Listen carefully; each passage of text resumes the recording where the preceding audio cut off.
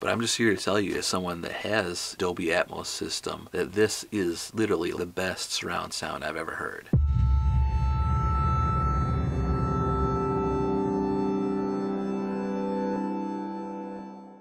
Hey guys, Aaron Geezy here, bringing you the Geeztown perspective.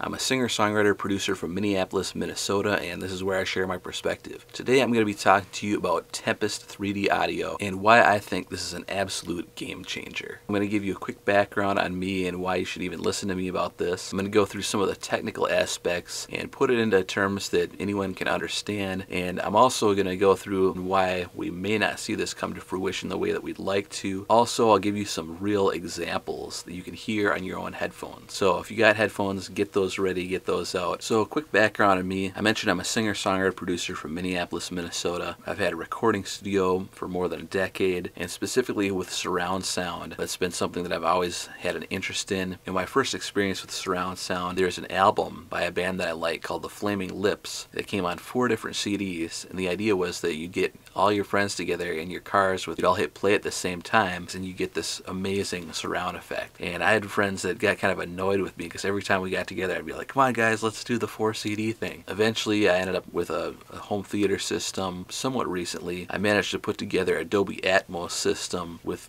basically stuff that I bought at pawn shops or Craigslist, some random studio speakers and some home theater speakers and a receiver that I bought from a pawn shop. It may not look pretty, maybe a little bit ghetto rigged, but it sounds great. The way that Tempest 3D audio actually works, there's a few pieces of technology that you guys need to understand. They have microphones that consist of a dummy human head with microphones in the ears. And when you put headphones on and listen to it back, it sounds very realistic. What we experience as recorded music, is recorded sound in movies, video games, wherever, is really a lot of stuff that's faking reality. But with this idea of binaural recordings, you're recording something that's designed to be very realistic, to mimic human hearing. So here's an example of a binaural recording. Put your headphones on. You don't need any special headphones for this. Just put your headphones on. Listen to this for a second, you guys.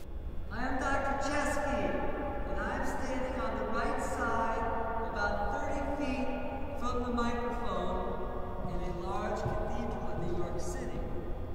I'm coming closer to the microphone. You'll hear me getting closer and closer to the microphone.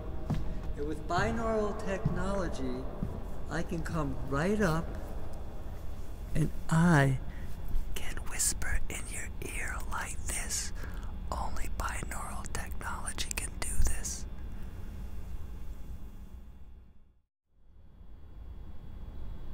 I'm now on the left side of the microphone, about 30 feet away. You're going to hear me walk closer and closer to the microphone. I'm walking up now, and once again, I can come up to the microphone and I can whisper into your ear like this. Only binaural technology can do this.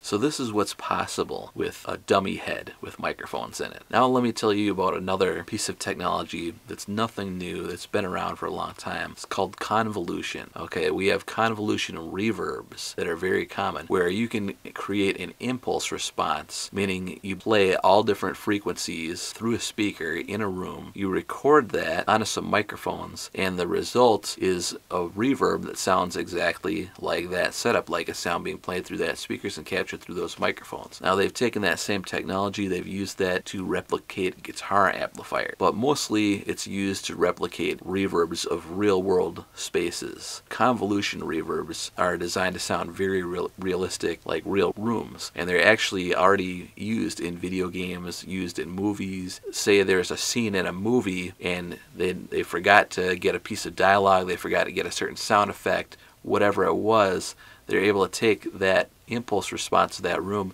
and recreate that sound. There's just a lot of possibilities, a lot of different things that they can do with that. They've combined these two different pieces of technology to create this Tempest 3D audio on the PlayStation 5. From my understanding, it sounds like they really went into depth and analyzed people's ear canals, actually created different settings that you can adjust within the PlayStation 5 for different ear canals. My experience just setting it on default was best. I tried the higher and the lower. They play a sound and they say adjust it to where it sounds like it's level with your ears. So guys, I've got an Atmos system. I've experienced surround sound, and I can tell you, no matter how many speakers and all this expensive equipment that you have, we only have 2 ears, right? So when you put headphones on, it is possible to recreate sounds that sound like they're coming from the back or the top or the front. You know, when we listen to music, when it sounds like something is in the middle, it's actually not coming from the middle. It's actually coming from 2 speakers hitting our ears at the same time. You know, the whole idea of having something in the middle is just an illusion. Well, you need to understand something called psychoacoustics, which basically means the way that we perceive sound. Your brain is able to interpret things and process things in ways. It's able to make sense of information. You know, for example, you can be in a crowded room and be able to focus on one conversation. So guys, I've given you a little bit of an explanation of some of the technical things. You don't need to understand all the technical stuff to just enjoy it.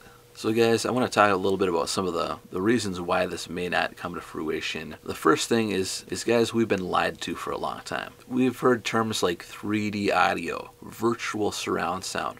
We've heard these terms for a long time, and they've all been fake, weird, processed garbage. They've done this time and time again. It's a marketing stunt. It's, you know, just trying to sell you the latest gear. And, you know, even now, 3D headphones, virtual surround sound, you still see this, you know, on headphones and things today, and it's all a bunch of garbage. But guys, this Tempest 3D audio is the real deal. They've taken this idea and they've inserted it into games where you actually have objects moving in 3D. So when you're listening to a song, no one really cares about whether something's behind you. I mean, you don't really need it. When you're playing a game, it makes a lot more sense. But like I said, unfortunately, you know, we've been lied to. Someone can only cry wolf so many times before you go, okay, yeah, I've heard that before. You're just lying. It's just a bunch of marketing garbage. And I see that from some of the comments that I read where people haven't even given it a chance and they're already like, yeah, this is garbage. This is just another gimmick or whatever. You know, I don't blame those people because, yeah, we have been lied to like 1,000 times over and over throughout the years. And it's always been the same thing. But I'm telling you, this is for real. So the other thing to keep in mind is there's still a lot of creative decision making that goes into how they're going to use this 3D audio. For example, background music. I mean, background music doesn't really exist in real life, but they want background music in the game, so how are they going to put it in there? Because this is a fake world, this is a piece of art, not reality. You know,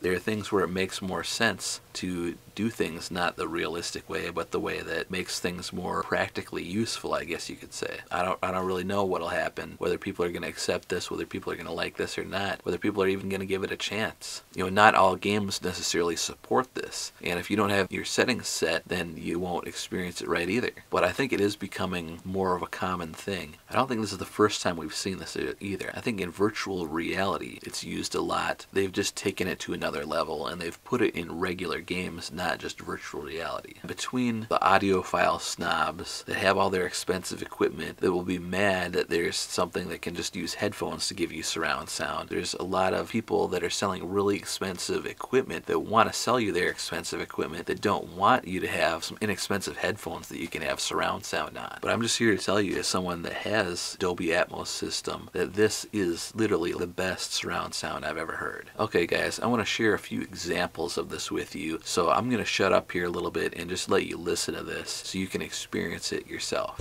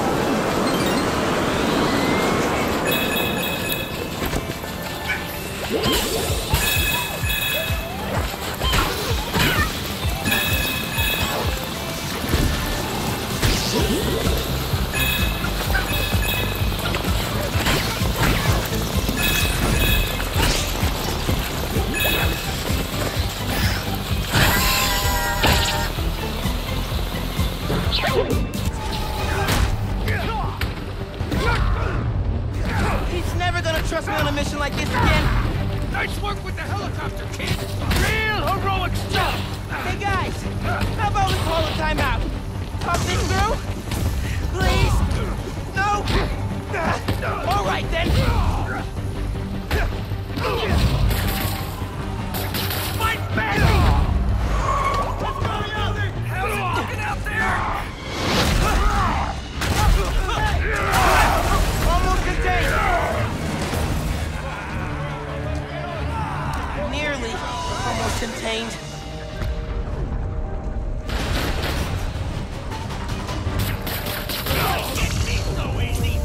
Can't let Pete down. I need to get this under control. Whoa, great arm! You ever pitch? Seriously, you're AAA easy. Whole new career just waiting for you. Man, he's too good. You look power the street, Spider-Man. Honestly, kind of terrifying. Christmas in New York. Love this town. Never see the big guy up close like this. Freaking nuts. He's a work of art, all right. Not the phrase I'd use. Alexa, favorite holiday music. Nothing post 1965. Go. Love that one. Mine and Wow. Just wow.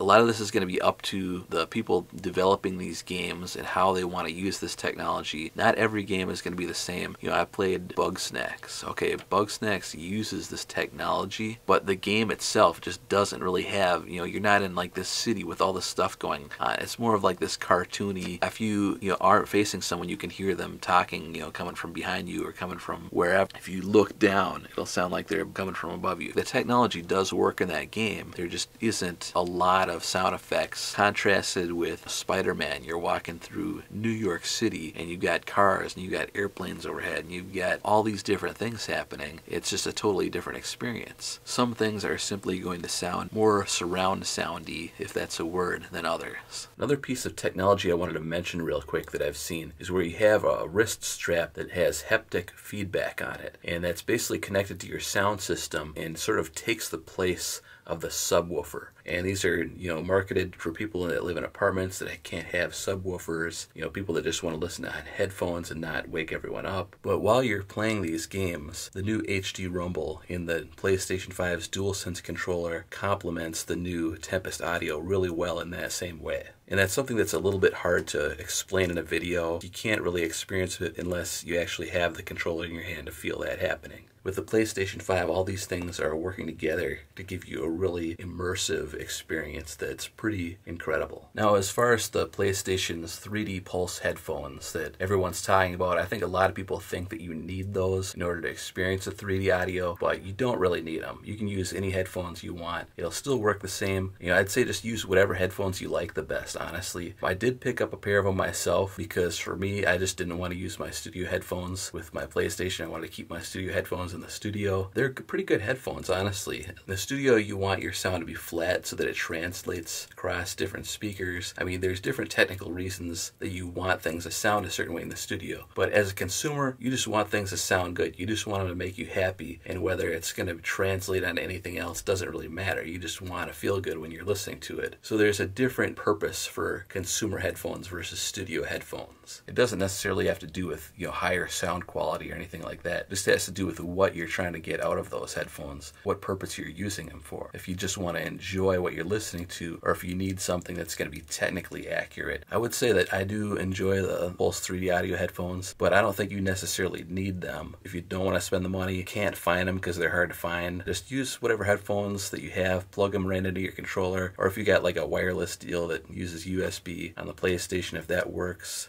go ahead and use that. If you want to know more about me and my music or what I'm up to, just check out Geeztown.com. Look me up on Spotify, Apple Music, all the usual places. Just search for Geeztown. Or you can just check out a few other YouTube videos that I put out. Honestly, most of it isn't about gaming. It's more about music and other stuff. So thanks for watching, guys, and I'll see you in the next video.